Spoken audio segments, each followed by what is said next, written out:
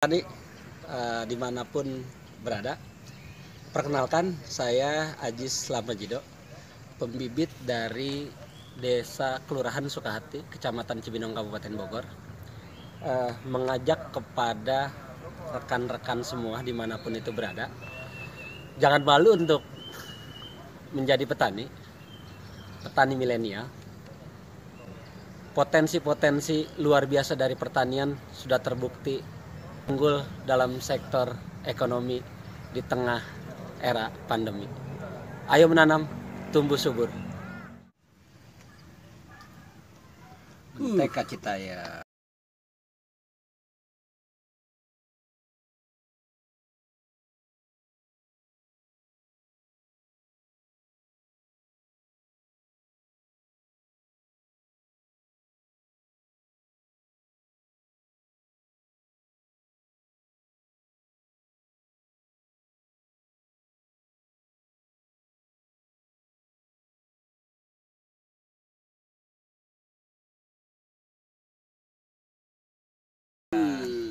Ajar. Bismillah. Enak loh. Seenaknya itu. Kita tahu semua sektor itu mah kita luar prediksi kan COVID. Semua kebiasaan-kebiasaan yang sehari kita itu dirubah menjadi kebiasaan baru gitu. Di sektor ini bertahan. Tanaman hias tumbuh dan berkembang, pembibitan juga luar biasa, orang yang banyak di rumah pada akhirnya nanam. Jadi ada keberkahan bagi kami ketika turunnya bahla COVID beberapa tahun yang lalu di sektor ini. Sudah kuat tuh, 98 krisis, COVID pun luar biasa, semua sektor rusak begitu kan, turun di pembibitan ini ya. Jadi teman-teman di sektor ini insya Allah bisa kita terus pertahankan. Ini kan katanya anak sekarang mah nih kagak malu bapaknya petani, dia sekarang nerusin juga petani. Sekarang mah yang nyatanya aja nih faktanya, emang udah bisa buat biaya hidup. Alhamdulillah. Di sini aja di saya ada 7-8 orang yang terlibat mencari nafkah di sini. Sedikit banyaknya bisa tertutup dari hasil pembibitan dan pertanian di sini. Ada 8 keluarga yang ikut sama kami di sini. Kuncinya memang tidak instan kalau mau terlibat. Di 3 bulan pertama, ini tidak menjadi hal yang utama di sektor ini. Tapi setelah 3 bulan itu menjadi hal yang utama. Kenapa hitungannya 3 bulan? Pertama, produksi itu, biji, penyemaian, itu 2 bulan kita bisa sambung. Kemudian 3 bulan sudah bisa bernilai jual, baru bisa panen. Dan panennya tadi, hasil penjualan dari panen tadi 3 bulan tadi, separuh nutup 3 bulan yang tadi, separuh lagi untuk produksi di 3 bulan ke depan. Jadi hebatnya kuncinya ada sektor pemasukan lain di 3 bulan pertama yang ini tidak menjadi inti, dan pada akhirnya nanti ini menjadi inti. Itu di awal. Yang repotnya kan ini menjadi sumber mata pencarian di awal, tidak ada subsidi silang, pada akhirnya kan tidak bertahan. Apalagi teman-teman itu banyak yang sudah berkeluarga, dituntut harus nafkah begitu, jadi tidak bisa ikut terlibat di pertanian ini. Jadi untuk kapasitas kecil, puasalah 3 bulan, harus ada sektor yang lain gitu. Tapi kapasitas besar ke depannya luar biasa, jadi cuma duduk punya kontrakan, apalagi di sektor buah. Di sektor buah itu kebanyakan pengalaman saya ada narasumbernya sekarang itu banyak kan nyesel. Dia nanam, nah contohnya nih buah yang kita petik di dalam, dia nanam cuma 10 pohon. Setiap kita ambil itu kemarin terakhir 1,5 juta, hampir 4 bulan itu pemasukan 5 juta dari 10 pohon yang kita ambil. Dia bilang nyesel saya bang nanam cuma 10 pohon. Jadi kalau punya lahan luas atau bisa bekerja sama dengan PTPN, karena sekarang banyak PTPN lahan yang memang bisa kita pakai, kita garap di beberapa lokasi di Kabupaten Bogor. Terdekat ada di Jonggol, di sana ada beberapa menjadi sentral, kita ngirim banyak ke sana. Itu untuk pembuahan 3 tahun sudah berbuah Miki, dan alpukat lainnya luar biasa harganya. Jadi kedepannya kalau yang mau berinvestasi jangan ragu, tanamlah bibit-bibit pohon, terutama alpukat. Kalau duren kan banyak perawatan, kalau alpukat perawatannya nggak kayak duren. Jadi kedepannya itu udah kayak punya pensiunan. Menurut Akang nih, definisinya petani apa? Dia harus terlibat langsung, terlibat full, ya artinya kayak gitu, mengerti lahan, mengerti apa segala macam, atau cukup misalnya nih punya duit investasi, ya kan? Nah itu petani juga bukan? Nah gini Om, jadi era sekarang itu kenapa tadi di awal saya bilang petani itu sekarang nggak malu kayak menerusin orang-orang tua kita terdahulu. Untuk menjadi petani saat ini milenial nggak mesti terlibat ngaduk langsung media, nggak mesti terlibat langsung molybagging, nggak mesti. Sekarang itu sudah instan lah, instan. Sama petani, tanah sudah ada beberapa temen yang memang melakukan pengadaan tanah, dikirim, nggak perlu ngegali gitu, udah ada dengan 75.000 satu pick up. Itu satu.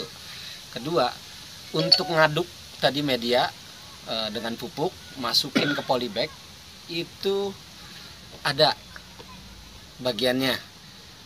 Itu biasanya yang terkecil aja 300 perak per satu polybagnya. Kemudian nanti nyemai ada juga. Jadi nggak mesti turun langsung, pertanyaannya begitu. Nggak mesti turun langsung, asal kita memahami prosesnya. Prosesnya itu berarti 3 bulan nyemai, kemudian baru sambung, kemudian nanti 2 bulan mau ditaikin pindah polybag bisa. Hanya manajemen aja. Hanya manajemen. Untuk jadi petani saat ini nggak perlu kotor-kotoran kayak dulu gitu ya. Asal tahu di mana saat memindahkan bibit pohon dari satu polybag ke polybag yang lain, memahami itu aja, nggak perlu terjun langsung, nggak perlu terlibat langsung. Ini selling itu prabibit, jadi biji-biji yang kita semai kemudian belum disambung dinamain selling. Berapa hari nih? Ini 1,5 bulan. Prosesnya dilanjutkan ketika sudah 40 cm tingginya, berproses sambung pucuk. Ini nih yang diplastikin. Nah, ini plastik. Proses sambung pucuk. Nah, ini dari bawah biji yang keluar selling tadi. Kemudian kita lakukan sambung pucuk dengan varietas jenis alpukat Miki atau yang lain begitu, ada khas, ada Miki, ada alligator dan yang lainnya. Kita proses sambung pucuk, kemudian nanti sekitar 1,5 bulan jadi yang di samping. Siap. Ke sini. Kan udah mulai kan? Ini udah nampak ya. Nanti bisa lagi dipindahkan ke media atau polybag yang lebih besar. Oh, dipindah lagi. Polybagnya lebih besar. Itu prosesnya. Dari sini berapa hari nih? Ini 4 bulan kurang lebih. Terus ke polybag gede ini? Ini bisa 6 bulan. 6 bulan. Setengah tahun usia bibit. Tadi kan asal tahu. Emang sih sekarang mencari tahunya itu gampang ya. Ada di YouTube. Betul. Ya kan? Tapi kan lebih enak kan kalau ketemu langsung, ada yang mentorin atau apa. Betul. Nah sekarang gimana nih caranya mengedukasinya supaya dia tuh cinta dulu, timbul minat dulu gitu. Gimana? Pertanyaan menarik. Saya punya customer itu dari PKK Nanggewer, ibu PKK. Dia itu customer beli barang kita. Kemudian pada akhirnya di satu ketika dia minta pelatihan. Kita tanpa ragu melakukan pelatihan, dan memang sering. Ada yang resmi, ada yang kawan sebatas personal gini, kita melakukan pelatihan dari nol. Dan alhamdulillah sekarang bisa produksi sendiri, ibu-ibu PKK. Itu yang pertama. Yang kedua, ada teman-teman petani milenial ketika kemarin lulus SMA tidak bisa melanjutkan ke perguruan tinggi, peluang kerja saat itu sempit. Tanpa ragu saya sampaikan ke mereka, kumpul. Ada skala jangka pendek, ada skala jangka panjang. Maksudnya apa, Bang? Ente mau ambil peluang yang mana? Skala jangka pendek, ente cari biji, mau biji duren, mau biji alpukat, mapai di tukang-tukang es atau di pasar, pungutin, timbang, saya bayar. Begitu, per kilogramnya berapa. Itu skala jangka pendek. Mau skala jangka panjang yang nilainya relatif lebih tinggi daripada biji ditimbang tadi, sini. Ini media tanah 1 pengki, sekam 1 pengki, pupuk 1 pengki, aduk, masukin ke polybag, bijinya taruh tadi, bijinya semai gitu. 2 bulan tumbuh 40 cm, kita bayar. Ini nominalnya apa, Rp3.000 per biji tadi. Kalau tadi kan pertama skala jangka pendek per kilo misalnya 5.000 perak biji, ya kan, putus langsung dia dapat uang tuh anak muda. Mau yang lebih mahal lagi 3.000 per batang, berarti 3.000 per biji kan. Itu cuma sekian bulan. Atau yang lebih tinggi lagi nilainya, udah jadi tadi namanya selling, belum disambung, disambung. Ini cara nyambungnya, ini cara nyambung pucuknya nih dari indukan terbaik, jenisnya apa, alpukat Mickey, aligator, kendil, dan lain-lain, sambung pucuk. Kemudian ini kita melakukan pelatihan, jadi harganya lebih tinggi dari tadi yang dia jual belum disambung. Mau yang mana? Nih teman-teman muda, pada akhirnya pertama dia cuma jual biji, putus gitu kan, dapat uang. Kemudian dia mencoba melakukan tadi skala jangka menengah, belum disambung, dijual dengan harga biasa. Kemudian dia naik lagi level dengan skala jangka panjang, udah jadi bibit, dijual, nggak bisa pemasarannya kita terima, kita tampung. Dan pada akhirnya saat ini mereka sudah bisa menjual sendiri. Jadi tadi pertanyaannya masuk kan? Tidak segan-segan kami di sini semua memberikan pelatihan kepada teman-teman milenial dan ibu-ibu PKK begitu, untuk begini cara pembibitan di alpukat, di durian, dan di yang lainnya, karena prinsip kita ya sebaik-baik manusia adalah manusia yang bisa bermanfaat bagi orang lain. Kalau tadi kan yang ada ibaratnya ada nilainya ya, artinya nilai bisnisnya, nilai ekonomisnya ya. Sekarang kalau yang sifatnya nih berkaitan juga, artinya gini nih, menggalakkan atau meningkatkan orang makan buah.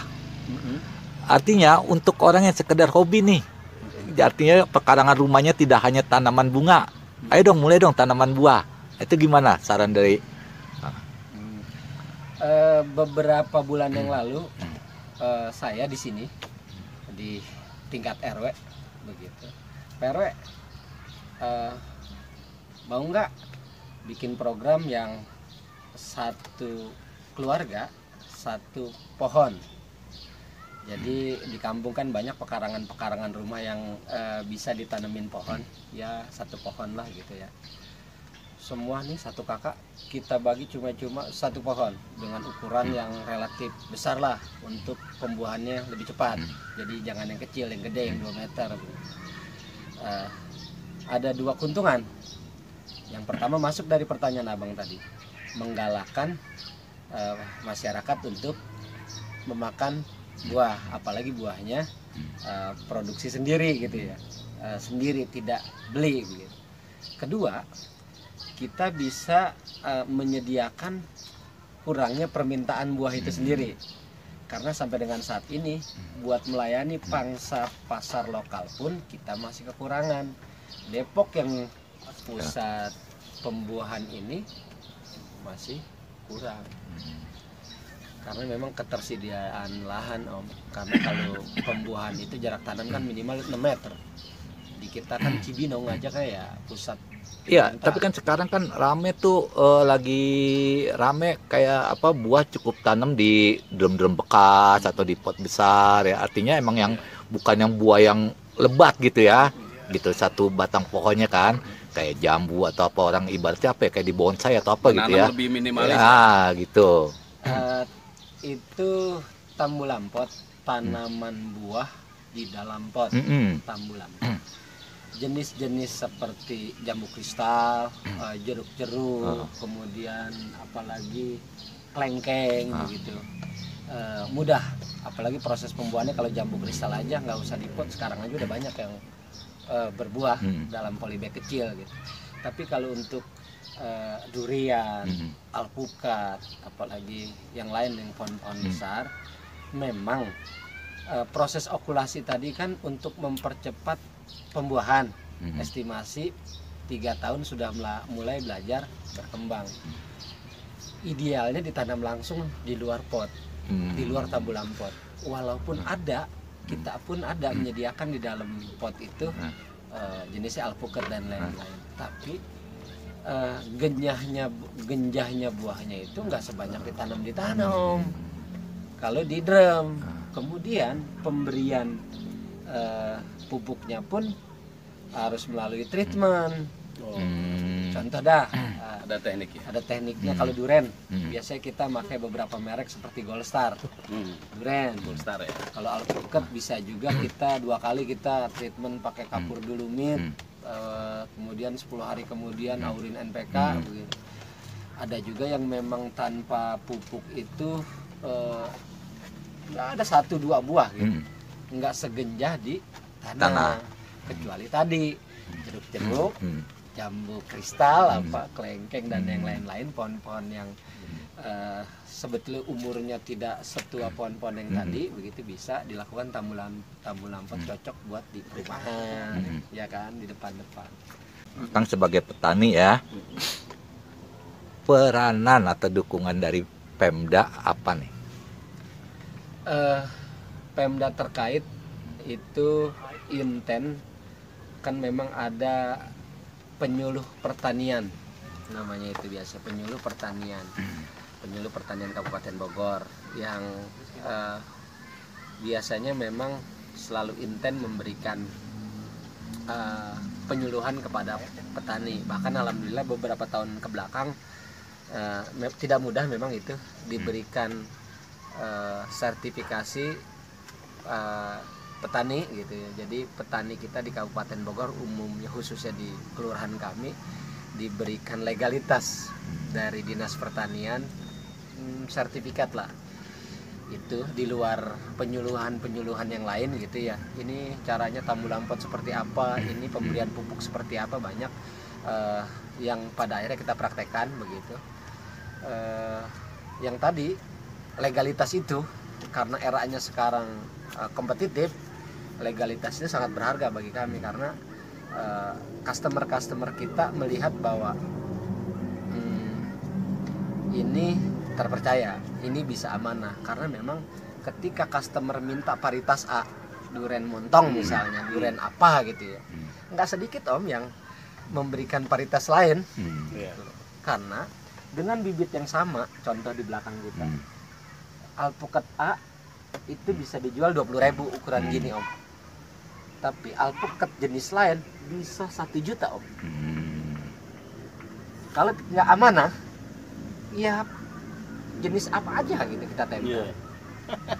Jenis apa aja, karena banyak varietas. Ada Butuju, ada Sevat, ada Kuba, ada Apogila yang luar biasa, Miki. Nah ini aja kita buah tadi, harga buah bisa di zoom nih. Miki itu kita bisa jual harga 35.000 per kilogram, 40, bahkan kalau lagi langka 50. Aligator lebih tinggi. Sedangkan mentega lokal buahnya hampir mirip, itu paling 15.000 Om.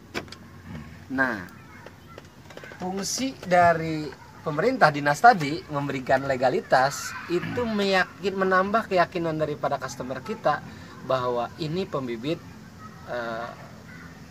amanah. Ini pembibit bukan abal-abal, karena nggak sedikit, maaf banget,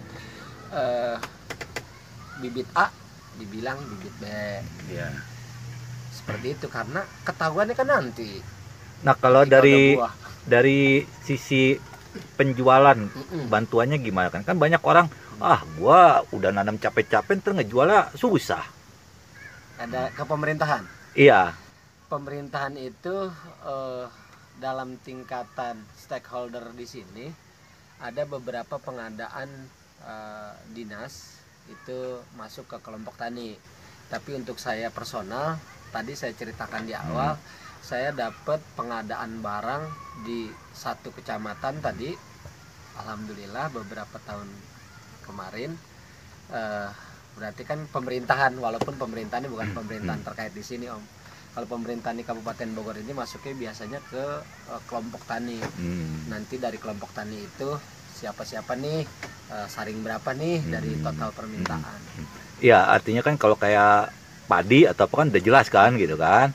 Bahkan ikan juga udah jelas atau apa gitu. Nah, kalau buah kan sering kayak begitu kan, nanti gua gimana nih jualnya gitu. Kalau pembuahan di beberapa item seperti alpukat begitu, permintaan lagi-lagi di awal sekarang tinggi ketimbang barang adanya begitu. Jadi pedagang-pedagang besar atau PT begitu, yang sudah PT itu tidak segan turun ke kami ini untuk mengontrak gitu. Pengadaan buah, tolong pengadaan buah yang grade misalnya 400 gram, bisa nggak tiap bulan adain 1 ton. Kita bilang nggak sanggup, karena biasanya petani itu pohon-pohonnya itu ketika panen ketiga, keempat itu bobot buah mengecil di bawah 400 gram. Jadi kalau buah begitu ya, jangankan yang beli di kita bibitnya, yang nggak beli bibit di kita aja, kita nggak segan kita ambil. Jangan bingung mau ngejual buahnya.